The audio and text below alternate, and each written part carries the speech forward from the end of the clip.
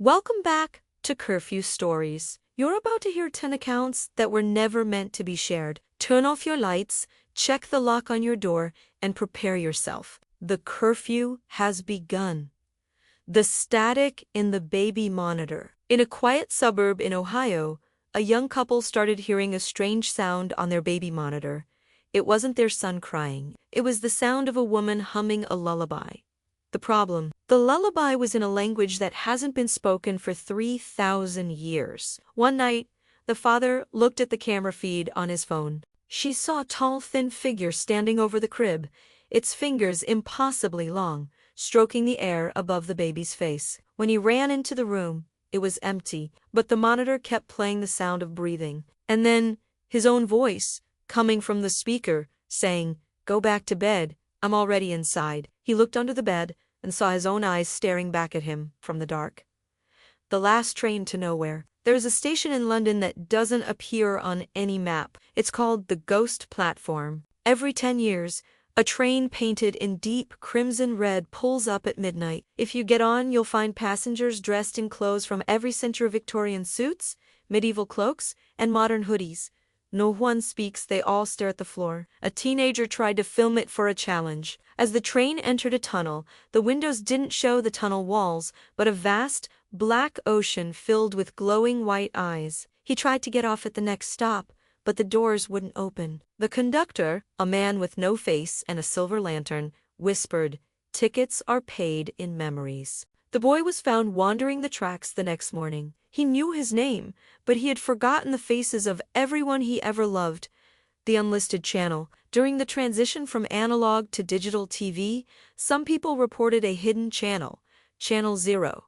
It only appeared during heavy thunderstorms. If you tuned in, you wouldn't see a show. You would see a live feed of your own front door. In 2004, a man watched Channel 0 for 3 hours. On the screen, a figure in a heavy raincoat approached his house. The figure stopped at the door and started knocking. In the real world, there was no sound. No one was at his door. But on the transmission video, the figure opened the door and walked into the hallway. The man watched on the screen as the figure entered the very room he was sitting in. On the TV, the figure was standing right behind his chair. The man was too afraid to turn around. He only looked at the screen, where the figure was slowly reaching for his neck. The police found the TV still on, but the man had simply vanished. The Puppet Master of Prague. In an alleyway in Old Prague, there is a shop that sells puppets so realistic they seem to breathe. The artisan, an old man who never blinks, claims he doesn't carve the wood. He just finds the people inside it. A tourist bought a small puppet that looked exactly like his young daughter. That night, in the hotel, the daughter started walking with a stiff, jerky motion. Her joints made a loud cracking sound, like dry wood breaking. When the father touched her skin, it felt cold and polished, like mahogany. He rushed back to the shop, but the alleyway was gone. He looked down at the puppet in his hand, and it started crying with his daughter's voice, while the girl in the hotel bed turned into a silent, wooden statue. Some say the artisan is still there, looking for new models to add to his collection. The staircase in the cornfield. In rural Kansas, farmers talk about a phenomenon that occurs only during the harvest moon. A single wooden staircase appears in the middle of a vast cornfield, miles from any house. It's not attached to anything. It just rises 10 feet into the air and stops. In 2019, a group of teenagers documented their encounter. One boy decided to climb to the top. As he reached the final step, he didn't fall. He simply walked forward as if the air was solid ground. He kept walking, higher and higher, stepping on nothing, until he was just a small black dot against the moon. He never looked back. He never screamed. He just departed. When the police arrived, they found his shoes, perfectly tied, sitting side by side on the dirt. There were no footprints leading to them, and no footprints leading away. The wardrobe from the estate sale. A woman bought an antique Victorian wardrobe at an estate sale. The seller told her one thing: never lock it from the outside.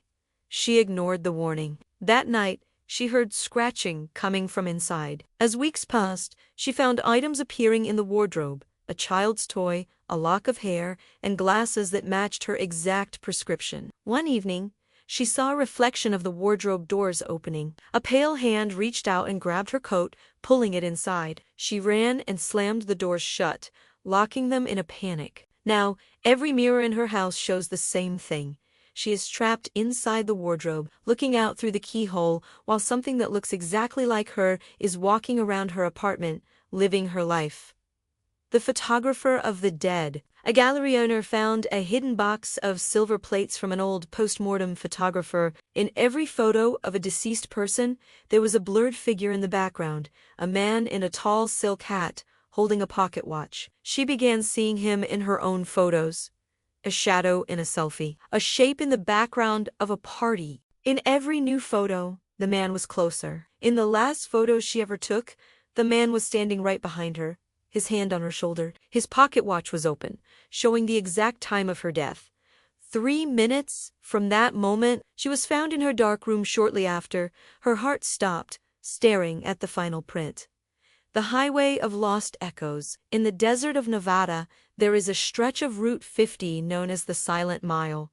Local truckers refuse to drive it between 3 a.m. and 4 a.m. In 1998, a car was found idling in the middle of the road, all 4 doors open, and a wedding cake sitting perfectly intact on the roof.